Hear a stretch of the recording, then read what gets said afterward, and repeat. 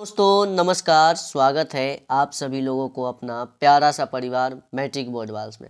तो दोस्तों मैं हर रोज की तरह आज भी लेकर आ गया हूँ आप सभी लोगों के लिए बहुत ही अच्छा क्वेश्चन, 40 मोस्ट इम्पॉर्टेंट क्वेश्चन, जिसमें मैं आपको आज एसएसटी सब्जेक्ट का ऑब्जेक्टिव करवाने वाला हूँ। ठीक है, ये जो है ये सेट 4 है। ठीक है, सेट 4। इससे पहले मैं इसी तरह का 3 एसएसटी का सेट 3 करके सेट 1 2 3 करके डाल दिया। यदि आपने नहीं देखा होगा तो प्लीज़ आप डिस्क्रिप्शन में उसका लिंक दे दिया गया है, आप जाकर देख सकते हैं। ठीक है दोस्तों, मैं आप सभी लोगों से क्लास शुरू करने से पहले उम्मीद करता हूं कि आप सभी लोग पढ़ रहे होंगे मन लगा करके, क्योंकि एग्ज़ाम का समय है।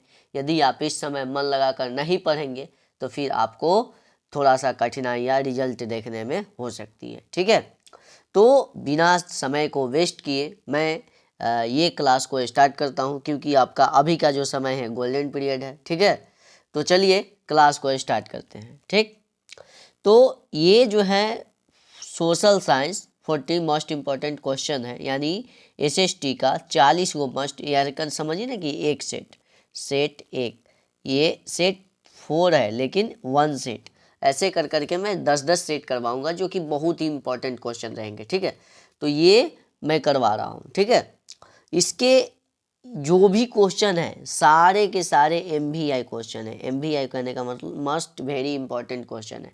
ये क्वेश्चन से एग्जाम में आएंगे ही आएंगे। ठीक है, चलिए क्लास को स्टार्ट करते हैं। सबसे पहला क्वेश्चन क्या है, किस क्षेत्र के द्वितीयक क्षेत्र कहा जाए, किस क्षेत्र को द्वितीयक क्षेत्र कहा जाता है? तो आपको पता होगा कि सेवा, उद्योग, कृषि, इनमें से कोई नहीं। ये ऑप्शन में आप बताइए कि सही आंसर क्या हो जाएंगे।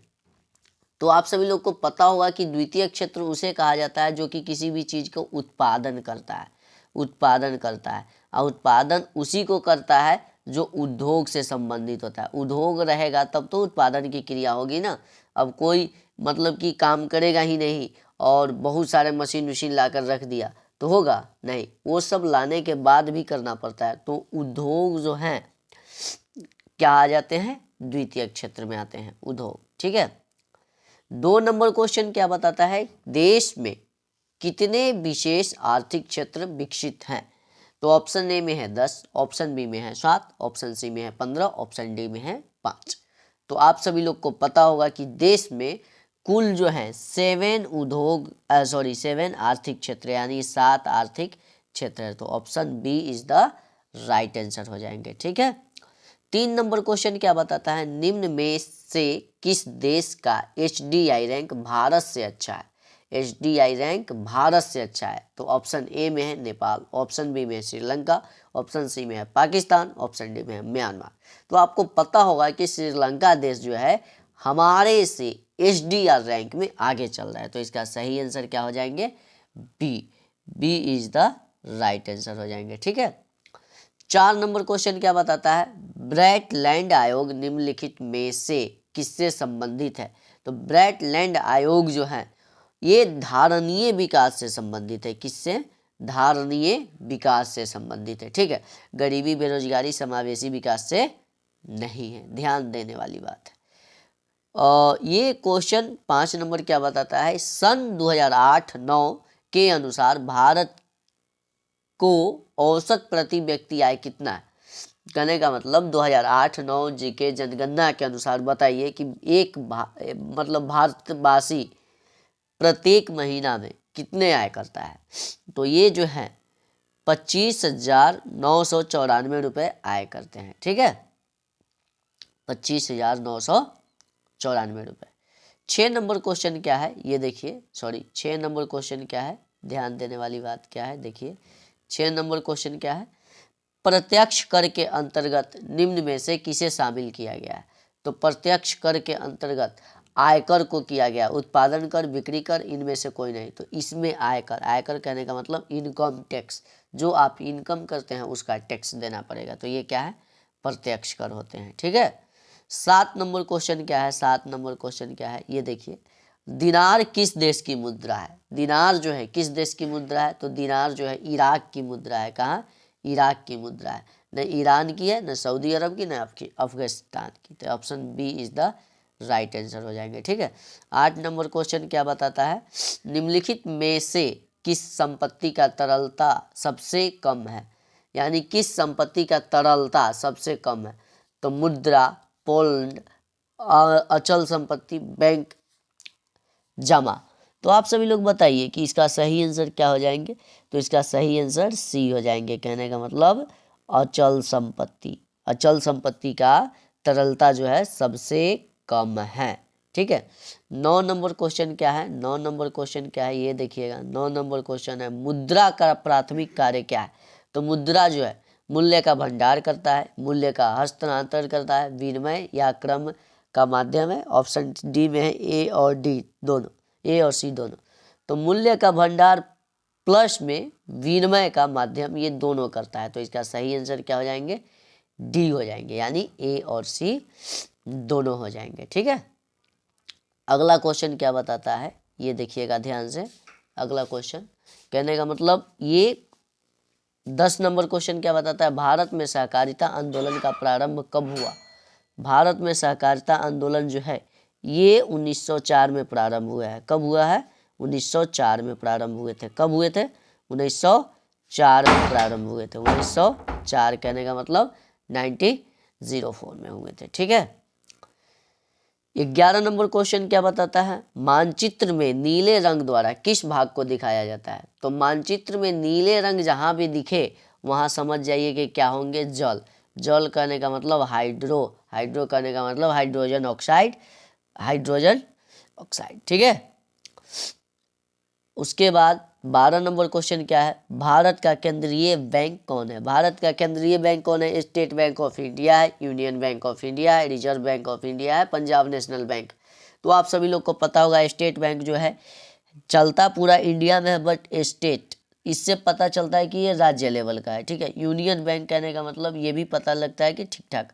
रिजर्व बैंक जो है ये भारत का राष्ट्रीय बैंक है। क्या है, राष्ट्रीय बैंक है, जो कि इसका मतलब कि इसी से हम लोग का मुद्रा का इधर उधर होता है। ठीक है।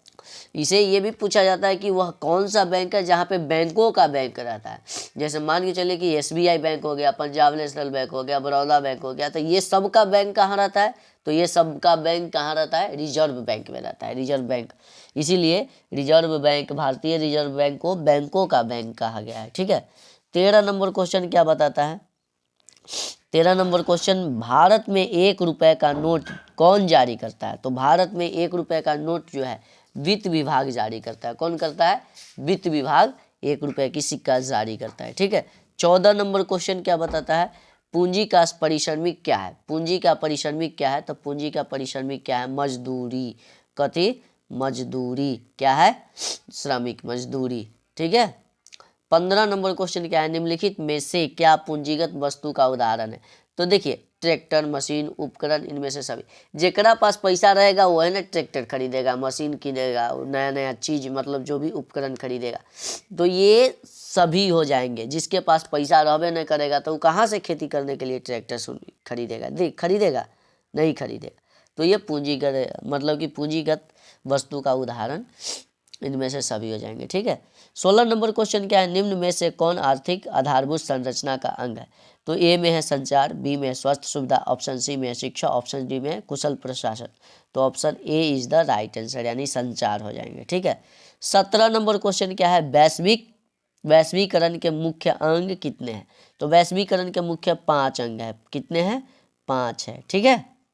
वैश्वीकरण के मुख्य 5 अंग है।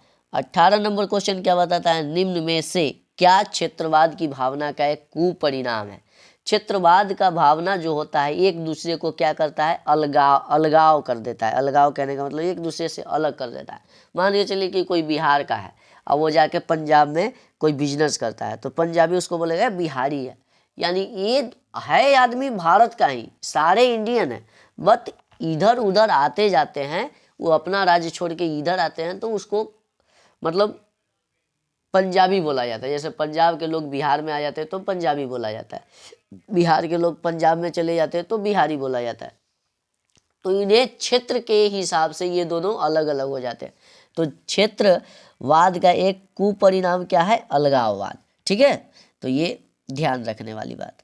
19 नंबर क्वेश्चन क्या है? 19 नंबर क्वेश्चन क्या है ये ध्यान दीजिएगा। 19 नंबर क्वेश्चन, निम्न में से कहाँ सामाजिक विभाजन का आधार भाषा है? सामाजिक विभाजन का आधार भाषा था बेल्जियम में। कहाँ था? बेल्जियम में था। ठीक है।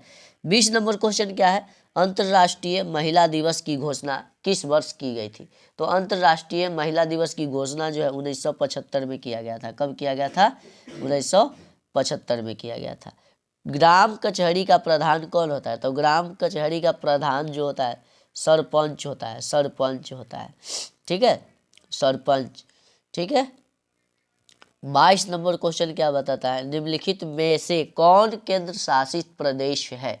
तो आप सभी लोग बताइए कि उत्तराखंड, छत्तीसगढ़, चंडीगढ़, केरल, ये सभी में केंद्र शासित प्रदेश कौन है?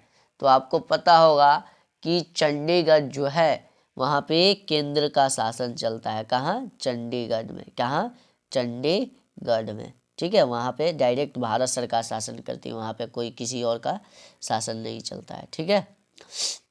23 नंबर क्वेश्चन क्या है? संघ सरकार का उदाहरण क्या है? संघ सरकार का अमेरिका। तरह लिखता है USA, United state of America. Okay. 24 number question क्या बताता है? 24 नंबर क्वेश्चन ये बताता है भारत में किस प्रकार की शासन प्रणाली है? ए में संघीय और अध्यक्षीय, ऑप्शन बी में संघीय और संसदीय, ऑप्शन सी में एकात्मक और अध्यक्षीय, ऑप्शन डी में एकात्मक और संघीय। तो इसमें संघीय और संसदीय दोनों, यानी यहाँ पे संघीय और संसदीय वाले ऑप्शन सही हो जाएंगे। कहने का मतलब 20 सही हो जाएंगे। 25 नंबर क्वेश्चन क्या है? निम्न में से कौन नगर निगम के आय का स्रोत नहीं है? मकान कर, आयकर, जल कर, शौच कर। तो इसमें ये तीनों चीज़ें जो हैं है, लेकिन आयकर जो है ये सोर्स इनके इनकम का नहीं है। ये जाते हैं किसके पास? सरकार के पास, या तो वो राज्य सरकार हो या केंद्र सरकार हो, उन्हीं के पास जाएंगे। ठीक है। 26 नंबर क्वेश्चन क्या बताता है? निम्न में से क्या भारतीय संघीय व्यवस्था की विशेषता नहीं है? तो ए में है दोहरी सरकार, ऑप्शन बी में है स्वतंत्र न्यायपालिका, ऑप्शन सी में है लिखित संविधान, ऑप्शन डी में है दोहरी नागरिकता। तो option D is the right answer हो जाएगी। इसकी दोहरी नागरिकता जो है एक विशेषता नहीं है। ठीक है। 27 नंबर क्वेश्चन क्या बताता है? 27 नंबर क्वेश्चन, मुखिया के विरुद्ध अविश्वास प्रस्ताव पारित करने के लिए कितने बहुमत की आवश्यकता होती है? तो इन्हें 2/3 करने का मतलब 2/3% इनको बहुमत मिल गया तो मुखिया को उनके पद से इस्तीफा भी दिलवाया जा सकता है। ठीक है, या उनके प्रति कंप्लेन भी किया जा सकता है। ठीक। 28 नंबर क्वेश्चन क्या है? कौन सा संवैधानिक संशोधन नगरीय स्थानीय स्वशासन से संबंधित है? तो 75वां, 74वां, 73वां और 72वां।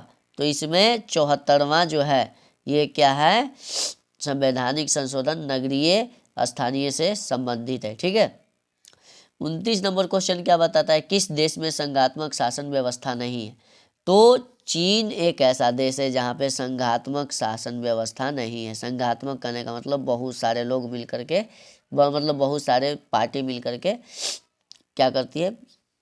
चल जाती है। तो ऐसा नहीं है। मेघालय किस राज्य को काटकर बनाया गया है? तो आपको पता होगा कि असम, जैसे बिहार से झारखंड को काट करके अलग किया गया, वैसे ही असम से मेघालय को काट करके अलग किया गया। तो इसका सही आंसर जो है डी हो जाएंगे। ठीक है। 31 नंबर क्वेश्चन क्या है? समवर्ती सूची के विषयों पर कानून बनाने का अधिकार किसे प्राप्त हुआ है? राज्य, संघ, ए और बी दोनों, उनमें से कोई नहीं। तो इसका सही आंसर क्या हो जाएंगे?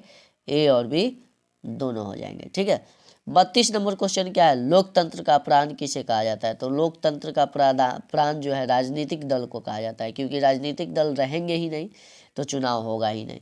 सूचना का अधिकार संबंधित कानून कब पारित हुआ? तो सूचना का अधिकार संबंधित कानून जो है 2005 में हुआ था। कब हुआ था? 2005 5 में हुआ था। ठीक है, 34 नंबर क्वेश्चन क्या है, बिहार में संपूर्ण क्रांति यानी छात्र आंदोलन का नेतृत्व किसने किया? तो इन्हें जयप्रकाश नारायण ने किए थे। कौन किए थे? देखिए, जयप्रकाश नारायण ऑप्शन है 1 2 3, कोई में नहीं। मोरारजी जी देसाई, इंदिरा गांधी, नीतीश कुमार, नहीं। तो इनमें से सही यानी सही आंसर डी हो जाएंगे, इनमें से कोई नहीं। ओके, 35 नंबर क्वेश्चन क्या बताता है, निम्न में से कौन भारतीय किसान यूनियन के प्रथम नेता थे?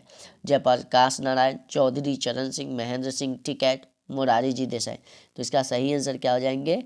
सी, महेंद्र सिंह टिकैत। क्या? टिकैत, कहीं कहीं टिकैत भी निकल रहता है, तो मतलब कि कंफ्यूज नहीं होइएगा। ठीक है, अगला क्वेश्चन क्या बताता है, ये देखिएगा, तारी विरोधी आंदोलन निम्न में से किस राज्य में शुरू हुआ था? तो ये तमिलनाडु में। देखिए, त से तमिलनाडु और त से तारी, तो ये भी याद रखिएगा। ठीक है, तो तारी विरोधी आंदोलन जो है कहाँ शुरू हुए थे?